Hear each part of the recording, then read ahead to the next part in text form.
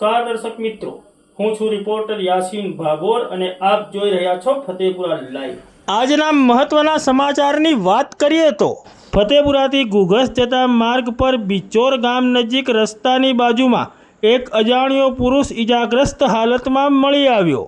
ગામના સ્થાનિક સામાજિક કાર્યકરે 108 એમ્બ્યુલન્સ વાનને ફોન કરીને બોલાવી અજાણ્યા ઈજાગ્રસ્ત પુરુષને સારવાર અર્થે ફતેપુરા સરકારી દવાખાના ખાતે લઈ જવાયો।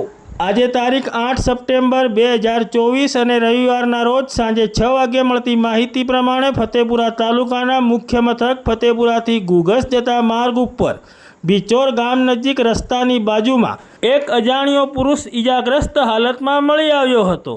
આ બાબતની ગામના સ્થાનિક સામાજિક આગેવાન રાજેશ બારિયાને જાણ થતાં તેઓએ તાત્કાલિક 108 એમ્બ્યુલન્સ વાનને ફોન કર્યો હતો, જેના પગલે 108 એમ્બ્યુલન્સ વાન તાત્કાલિક આવી પહોંચી હતી અને આ અજાણ્યા ઈજાગ્રસ્ત પુરુષને વધુ સારવાર અર્થે ફતેપુરા સરકારી દવાખાના ખાતે લઈ જવામાં આવ્યો હોવાનું જાણવા મળ્યું છે।